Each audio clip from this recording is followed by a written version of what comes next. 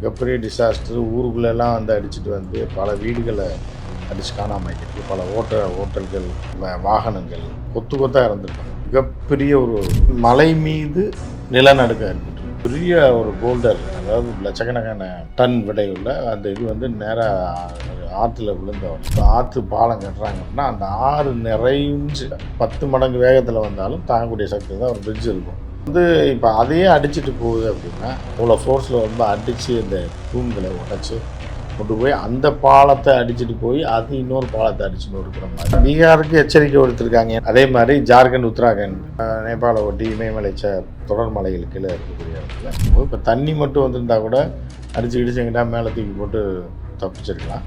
சேறு சகதியோடு வந்ததுனால அடுத்த நொடியில் செத்து போயிடும். ஜக்கி சொல்கிறாப்புல 80 பேர் போனாங்க, வேற போட்டே தெரில, அவங்கள எந்த கான்டாக்டை பண்ண முடியலன்னா 80 பேரா என்னன்றது.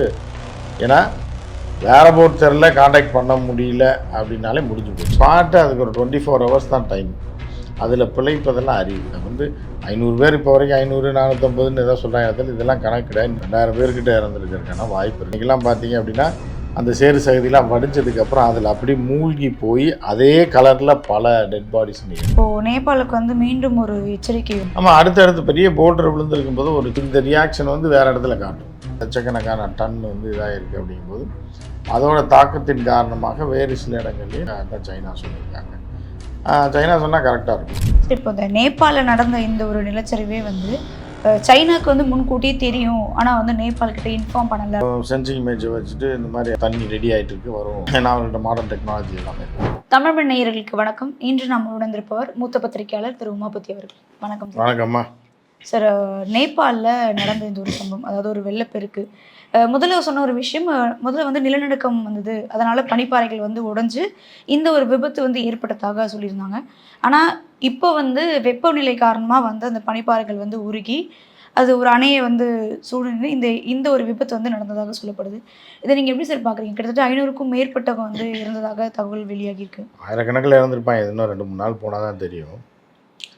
இப்போதைக்கு என்ன டெட் பாடி எங்கெல்லாம் கொண்டு வந்திருக்காங்களோ அந்த எண்ணிக்கையை தான் இப்போ சொல்லியிருப்பாங்க. அது இருக்கும் 2000-3000 பேருக்கு மேலே இருக்கும். ஏன்னா அந்த சூழ்நிலை அது ஒரு மிகப்பெரிய டிசாஸ்டர். ஊருக்குள்ளெல்லாம் வந்து அடிச்சுட்டு வந்து பல வீடுகளை அடித்து காணாமல் ஆகியிருக்கு. பல ஓட்டல்கள், தங்குமிடங்கள், வாகனங்கள். அது சைனாவில் எவ்வளோ பேர் இறந்தாங்கன்னு தெரியல. சைனாவில் கொத்து கொத்தாக இறந்துருப்பாங்க.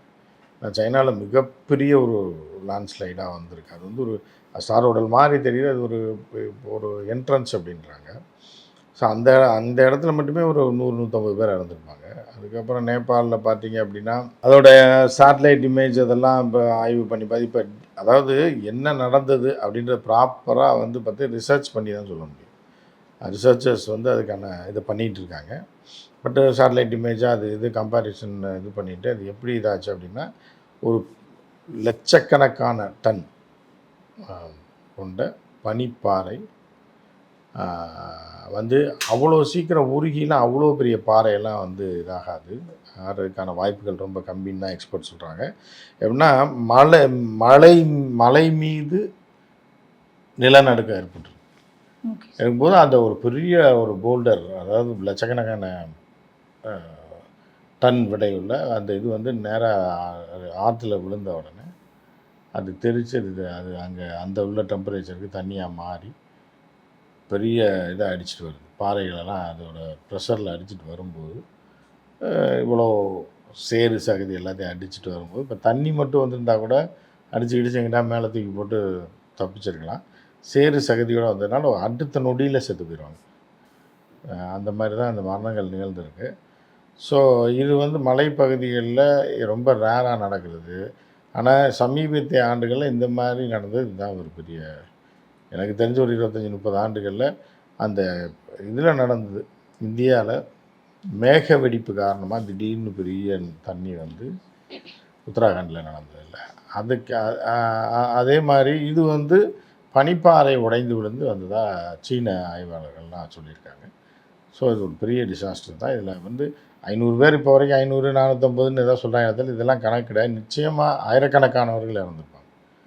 ஒரு 2000 பேர்கிட்ட இறந்துருக்கிறதுக்கான வாய்ப்பு இருக்குது. அது போக போக தான் தெரியும். இன்றைக்கெல்லாம் பார்த்தீங்க அப்படின்னா அந்த சேறு சகதியெலாம் வடிஞ்சதுக்கப்புறம் அதில் அப்படி மூழ்கி போய் அதே கலரில் பல டெட் பாடிஸ் இன்றைக்கி எடுத்தாங்க. ஸோ இது அப்படி தான் போயிட்டுருக்கு. இன்னும் போக போக தான் அந்த தண்ணி அந்த சேரெலாம் வடிகிறதுக்கு சிலது ரொம்ப ஆழத்தில் ஒரு ஒரு 4 அடி ஆழத்தில் புதைஞ்சிருந்தா கூட அவங்கள எடுக்க முடியாது. அவங்கெல்லாம் காணாமல் போன கணக்கில் தேடி பார்த்தா இது பண்ணும். அவங்க வீட்டில் இருக்கவங்க போனாங்க. இப்போ ஜக்கி சொல்கிறாப்புல 80 பேர் போனாங்க, வேற போட்டே தெரில, அவங்கள எந்த காண்டாக்டை பண்ண முடியலன்னா 80 பேரா என்னன்றது.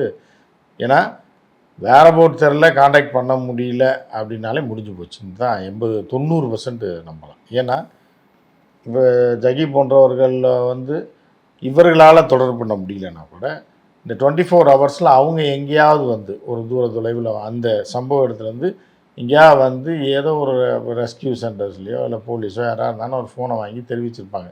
இத்தனை பேர் இருந்தாங்க, இத்தனை பேர் இப்படி ஆச்சு, இத்தனை பேர் தப்பிச்சிருக்கோம்னு சொல்லி. ஸோ அதுவே தெரியலன்ற போது அவங்க ஒட்டுமொத்தமாக அவருடைய என்ன ஆயிருக்குன்னே சொல்ல முடியாது. அதனால் சாவி எண்ணிக்கையில் ஆயிரக்கணக்கில் இருக்கும். அது இனிமேல் தான் கொஞ்சம் கொஞ்சமாக வெளியே வரும். ஸோ அது மட்டும் இல்லாமல் இப்போ தான் வந்து அந்த நடந்த சம்பவத்தோடைய சில வீடியோஸ்லாம் வந்து இப்போது வெளியாகிட்டு இருக்கு. இது மட்டும் இல்லாமல் சைனாக்கும் நேபாளுக்கும் அந்த பார்டரில் இருக்க ஒரு பிரிட்ஜ், ஃப்ரெண்ட்ஷிப் பிரிட்ஜ் அப்படின்ற ஒரு பிரிட்ஜ், அதோட பேர். அந்த பிரிட்ஜ் வந்து தண்ணியில் அடிச்சு போகிற ஒரு வீடியோவும் வந்து ரீசெண்டாக வெளியிட்டிருந்தாங்க. அது எல்லாமே பார்க்குறப்பவே ரொம்ப ஒரு மாதிரி பயமாக தான் இருந்தது அந்த சம்பவம். அதான் இயற்கை கூட தாண்டம் வரும்போது இந்த மாதிரிலாம் நடக்க தான் செய்யும். அது வந்து அன்எக்ஸ்பெக்டடாக நடக்கிறதுல இந்த மாதிரி ஒரு மிகப்பெரிய பிரிட்ஜு அப்படின்னா வந்து ஒரு ஒரு ஆற்று பாலம் கட்டுறாங்க அப்படின்னா அந்த ஆறு நிறைஞ்சு ஓடுற வரைக்கும் தாங்கக்கூடிய சக்தியில் அதை விட 10 மடங்கு வேகத்தில் வந்தாலும் தாங்கக்கூடிய சக்தி தான் ஒரு பிரிட்ஜ் இருக்கும். ஸோ வந்து இப்போ அதையே அடிச்சுட்டு போகுது அப்படின்னா அது வந்து எப்படின்னா இப்போ ஒரு தண்ணியோட வேகத்துக்கும் அதோட டென்சிட்டியும் அதை கால்குலேட் பண்ணி தான் என்ஜினியர்ஸ் வந்து பண்ணுவாங்க. பட் இது வந்து சேரும் சகதியும் வரும்போது, பாறைகள் உருண்டு வரும்போது என்ன ஆகும்னா அவ்வளோ ஃபோர்ஸில் வந்து அடித்து இந்த தூண்களை உடச்சி கொண்டு போய் அந்த பாலத்தை அடிச்சுட்டு போய் அது இன்னொரு பாலத்தை அடித்து நொறுக்கிற மாதிரியான காட்சிகள்லாம் பார்த்தோம். ஸோ அதெல்லாம் வந்து இதை இப்போ இயற்கையை வெல்வது என்பது அவ்வளோ சாதாரண விஷயம் இல்லை அப்படின்றது தான் இதை காட்டுது. பல தமிழர்களை வந்து தேடிட்டு இருக்காங்க. ஏன்னா இங்கேருந்து டூரிஸ்ட்டாக போனவங்களா இருக்கட்டும், இல்லை வந்து ஆன்மீக ட்ரிப்பாக போனவங்களா இருக்கட்டும், அவங்களெல்லாம் இன்னும் வந்து தேடிட்டு தான் இருக்காங்க. அதுதான் தேடிட்டு தான் இருக்காங்க அப்படின்னா இப்போ தேடுறது இல்லை, அந்த ஸ்பாட்டை அதுக்கு ஒரு 24 ஹவர்ஸ் தான் டைம். அதில் பிழைப்பதெல்லாம் அரியுது. அதில் வந்து 100க்கு 1000ல் ஒருத்தர் வேணால் பிழைக்கலாம். அது எத்தனை பேர் என்ன ஏதோ அவங்க எங்கே அடித்து சொல்லப்படுறாங்க, இல்லை அந்த பிரம்மையில் எங்கேயாவது இருக்காங்களா அப்படின்றதெல்லாம் இனி போக போக தான் தெரியும். ஏன்னா வந்து இப்போது நேபாளுக்கு வந்து மீண்டும் ஒரு எச்சரிக்கை வந்து விடுத்திருக்காங்க சார். அந்த கோஷி ஆற்றில் வந்து தண்ணி வந்து மீண்டும் நிறைஞ்சிட்ருக்கு. அதனால் மறுபடியும் ஒரு வெள்ளப்பெருக்கு ஏற்படுறதுக்கான வாய்ப்புகள் இருக்குன்னு சொல்கிறாங்க. ஆமாம், அடுத்தடுத்து பெரிய போல்டர் விழுந்திருக்கும் போது ஒரு ஒரு சின்ன இடத்துல ஒரு இடத்துல ஒரு சேஞ்ச் வந்தால் கூட இப்போ நமக்கு கையில் அடிபட்டுருக்குன்னு வைங்க, காய்ச்சல் வந்துடும். காய்ச்சலும் கைக்கு என்ன சம்மந்தம் இருக்குது? அப்போ இந்த ரியாக்ஷன் வந்து வேறு இடத்துல காட்டும். ஸோ அந்த மாதிரி இயற்கையை வந்து ஒரு இடத்துல இவ்வளோ பெரிய ஒரு இது வந்து உடஞ்சி லட்சக்கணக்கான டன் வந்து இதாகிருக்கு அப்படிங்கும்போது அதோட தாக்கத்தின் காரணமாக வேறு சில இடங்கள்லேயும் இந்த மாதிரி நடக்கிறதுக்கான வாய்ப்பு இருக்குது. அதுதான் சைனா சொல்லியிருக்காங்க. சைனா சொன்னால் கரெக்டாக இருக்கும். ஏன்னா அவங்கள்ட்ட மாடர்ன் டெக்னாலஜி எல்லாமே இருக்குது. ஸோ அவங்க சென்சிங் இமேஜை வச்சுட்டு இந்த மாதிரி அடுத்தும் தண்ணி ரெடி ஆகிட்டு இருக்கு வரும் சொல்லியிருக்காங்க. அது இன்னும் 24 ஹவர்ஸ்க்கு அப்படி தான் இருக்குது. இந்தியாவிலையும் எச்சரிக்கை விட்டுருக்கு இந்திய அரசு. அப்படி தான் போய்ட்டு. சரி, இப்போ இந்த நேபாளில் நடந்த இந்த ஒரு நிலச்சரிவே வந்து சைனாவுக்கு வந்து முன்கூட்டியே தெரியும், ஆனால் வந்து நேபாள் கிட்ட இன்ஃபார்ம் பண்ணலை அப்படின்ற ஒரு விஷயமும் சொல்லப்படுது. இதை நீங்கள் எப்படி பார்க்கலாம்? அதெல்லாம் அப்படிலாம் கிடையாது. ஏன்னா இது வந்து ஒரு ஃப்ராக்ஷன் ஆஃப் செகண்டில் நடக்கக்கூடிய பிரேக்கு. ஃபஸ்ட்டு பிரேக் வந்து நடந்துச்சு அப்படின்னா நொடியில் அது நான் சொல்கிறது ஃப்ராக்ஷன் ஆஃப் செகண்டில் தான் அது தோன்றும். ஒரு சில நொடிகள்லேயே அது அடுத்தடுத்த சேஞ்சுக்கு போயிடும். சும்மா அப்படியே மெதுவாக சாஞ்சா கூட அது ஒரு 10 செகண்டில் விழுந்துடும், 20 செகண்ட்லையும் 30 செகண்ட்லையும். அந்த டைமுக்குள்ளே நீங்கள் சென்ஸ் பண்ணி அதை வந்து சொல்லி அதை போய் இது பண்ணுறதுன்றது கஷ்டம். நிச்சயமாக சைனா அப்படி தெரிஞ்சிருந்தால் நிச்சயமாக சொல்லிப்பாங்க. ஏன்னா சைனாவுக்கு வந்து நேபாள் மேலெல்லாம் அவ்வளோ கோவம்லாம் கிடையாது. கோவம் இல்லைன்றதை தாண்டி அவங்களுக்கு தெரிஞ்சால் அதை நிச்சயமாக பகிர்ந்துக்குவாங்க. புரியுதா அவங்களுக்கு? ஸோ அதெல்லாம் வந்து தவறான தகவலை பரப்பி விட்டுருக்காங்க மாதிரி தான் இருக்குது. ஏன்னா இதிலெல்லாம் மனித உயிர்கள் இந்த மாதிரியான நேச்சுரல் டிசாஸ்டர்லாம் யாருமே இந்த மாதிரிலாம் பண்ண மாட்டாங்க. அந்த அளவுக்கு கொடூரமாக யாரும் நடந்துக்க மாட்டாங்கன்றது தான் ஒரு இதாக. இப்போது நேபாள் மட்டும் இல்லாமல் கீழே இருக்க பீகாராக இருக்கட்டும், அதுக்கப்புறம் ஜம்மு அண்ட் காஷ்மீர், உத்தரப்பிரதேஷ், ஜம்மு அண்ட் காஷ்மீர் வேறு பக்கம் இருக்குது. இப்போ இவங்களுக்கெல்லாம் அடுத்த ஒரு பாதிப்பு ஏற்படுறதுக்கான வாய்ப்புகள் இருக்குமா? இல்லை இல்லை, அதான் பீகாருக்கு எச்சரிக்கை விடுத்திருக்காங்க. ஏன்னா அங்கே உள்ள ஆறுகளில் தண்ணி திடீர்னு வெள்ளப்பெருக்கு வரலான்னு சொல்லி. அதே மாதிரி ஜார்க்கண்ட், உத்தராகண்ட் பகுதிகளிலும் எச்சரிக்கைகள் விடுக்கப்பட்டிருக்கிறது. உத்தராகண்ட் பகுதியில் குறிப்பாக. ஸோ வந்து இதெல்லாமே நேபாள ஒட்டி இமயமலை தொடர்பான அந்த தொடர் மலைகளுக்கு கீழே இருக்கக்கூடிய இடத்துல நிலச்சரி ஏற்படலாம்னு சொல்லி எச்சரிக்கை இந்திய அரசு விட்டுருக்காங்க. அது அப்போ இப்போ வந்து என்னென்னா ஷார்ப்பாக ஒரு ஃபோக்கஸ்டாக வாட்ச் பண்ணுவாங்க. இப்போ இந்த சம்பவம் நடந்திருக்கு அப்படின்றதுனால இப்போ நீங்கள் சேட்டலைட்டு வச்சு ரிசர்ச் பண்ணுறது கூட ரொம்ப ஷார்ப்பாக 24 ஹவர்ஸ் வந்து அதை வாட்சபுளாகவே இருக்கும் அந்த இடங்கள்லாம். அதனால் இனி ஏதாவது நடந்தால் கூட ஈஸியான்னு இல்லை, ஒரு மக்களுக்கு உடனடியாக தெரிவிக்கக்கூடிய அளவில் சில ஏற்பாடுகளை சீனா அரசும் பண்ணும், இந்திய அரசும் பண்ணும், நேபாள அரசும் பண்ணும். நேபாள்கிட்ட அந்தளவுக்கு டெக்னாலஜிலாம் இல்லை. ஒன்று இந்தியா ஹெல்ப் பண்ணணும், இல்லை சைனா ஹெல்ப் பண்ணணும். ஸோ இப்போ அவர்கள்ட்ட வந்து இந்தியாவோட பாரம்பரிய உறவு வைத்து கொண்டிருந்த நேபாள் வந்து பாரம்பரிய தொடர்பு, வரலாற்று பூர்வமான தொடர்பு, ஆன்மீக ரீதியான தொடர்பு கொண்ட ஒரு நாடு தான் நேபாள். ஏன்னா புத்தர் அங்கே தான் பிறந்தார், லும்பியில். அதுக்கப்புறம் சீதா அங்கே தான் பிறந்தது, அவங்க அப்பா அங்கே தான் மன்னராக இருந்தார் அப்படின்பாங்க. ஸோ அந்த மாதிரி இப்போ ஆன்மீக தொடர்பு இந்துக்களுக்கும் சரி, இப்போ இவர்களுக்கும் புத்திஸ்ட்டுக்கும் இருக்குது.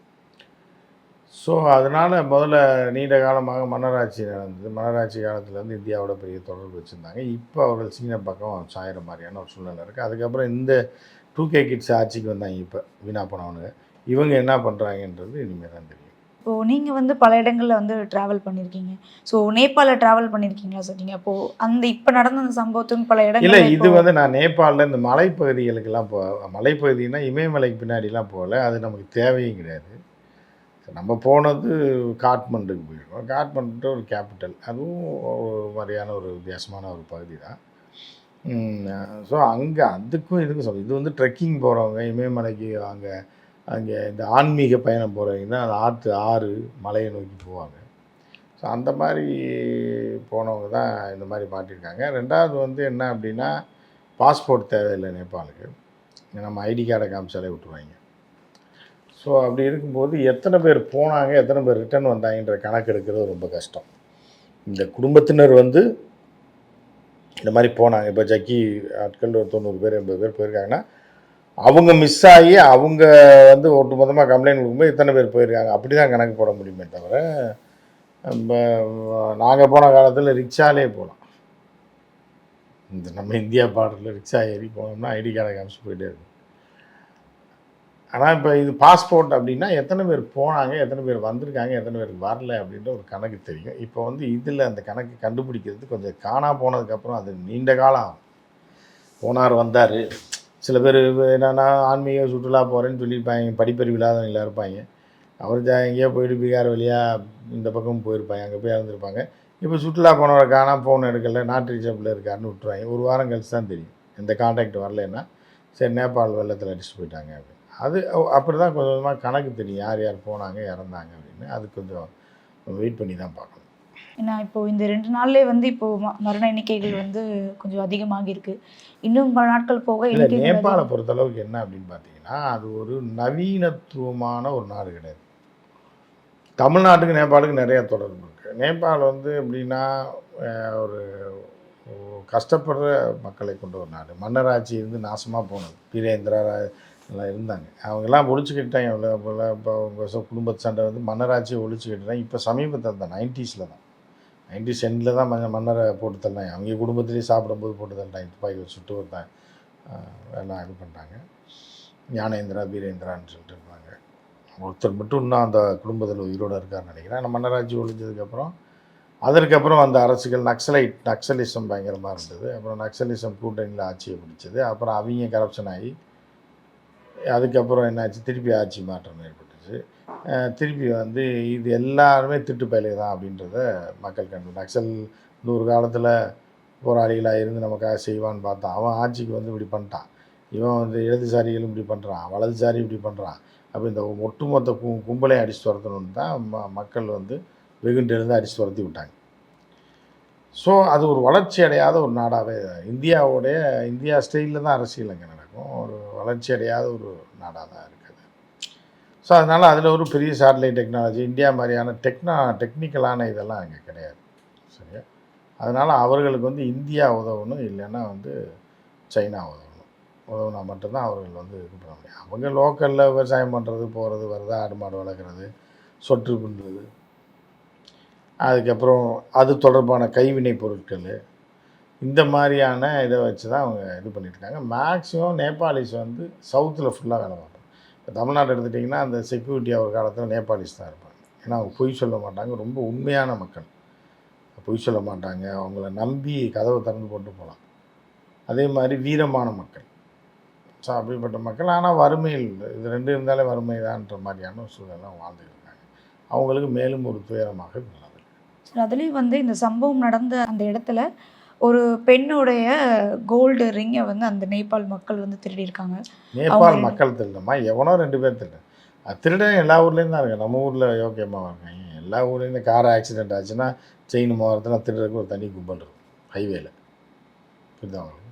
அது ஒரு காலத்தில் சிங்கிள் ரோடாக இருக்கும்போது இதுக்காகவே ஒரு சில இடத்துல இந்த ஆந்திரா பார்டர்லாம் வந்து இப்போ வேலூர் மாவட்டத்தில் காட்பாடி தாண்டி போனீங்கன்னா ஆந்திரா பார்டர் அங்கெல்லாம் பார்த்தீங்கன்னா பயங்கரமான டேர்னிங் இருக்கும். அங்கேயே போட்டு விபத்து பகுதி அப்படின்னு. ஸோ அங்கே போய் நைட்லலாம் கார் ஆக்சிடென்ட் ஆகி விழுந்துடும். விழுந்தோடனே அந்த ஊர் மக்கள்லாம் ஓடி வந்து முதல்ல தோடு செயின் எல்லாம் கழட்டி காசு சீஸ் தான் கழட்டிட்டு ஓடிட்டு அப்புறம் தான் போலீஸுக்கு சொல்லுவாங்க. அது ஒரு காலம்லாம் இருந்தது. இப்போ வரைக்கும் இருந்தது, 2000 வரைக்கும் இருந்தது. ஸோ அந்த மாதிரி இன்றைக்கும் ஹைவேஸில் திருடுறவன் இருக்கான். புரியுதா உங்களுக்கு?